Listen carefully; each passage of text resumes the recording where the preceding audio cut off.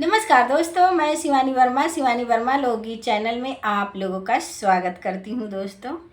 और आज मैं लेकर आई हूँ आप लोगों के लिए एक प्यारा सा नकटा गीत है।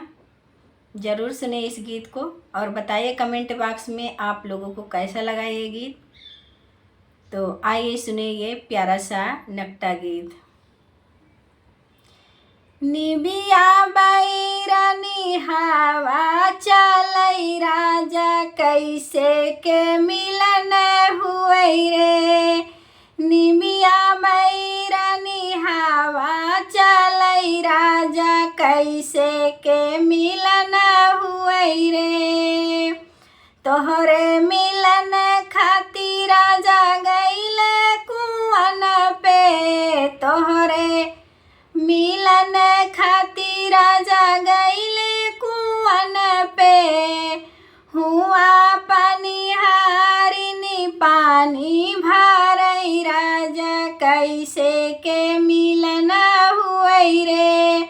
हुआ पनिहारिनी पानी भरई राजा कैसे के मिलन हुई रे।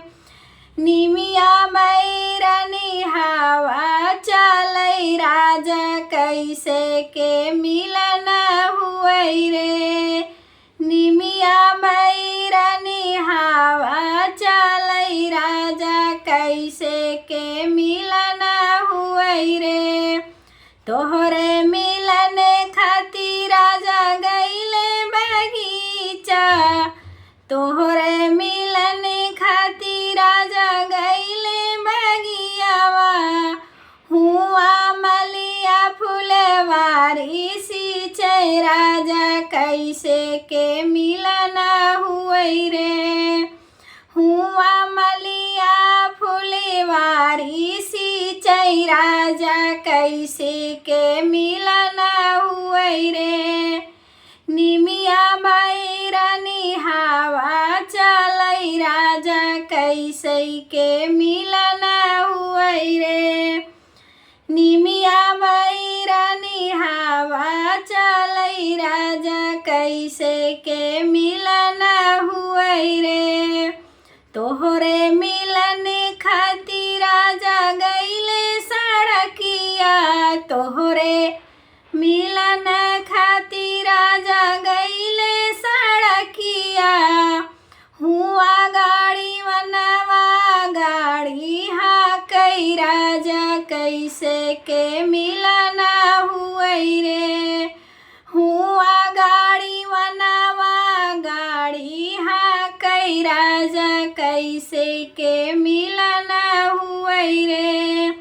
निमिया बैरानी हवा चलई राजा कैसे के मिलन हुई रे।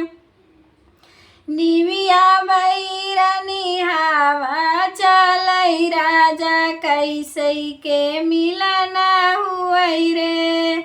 तोहरे मिलन खातिर राजा गईले से जरिया। तोहरे मिलन खातिर राजा गईले से जरिया। तोहरे मिलन खातिर राजा गईले से जरिया।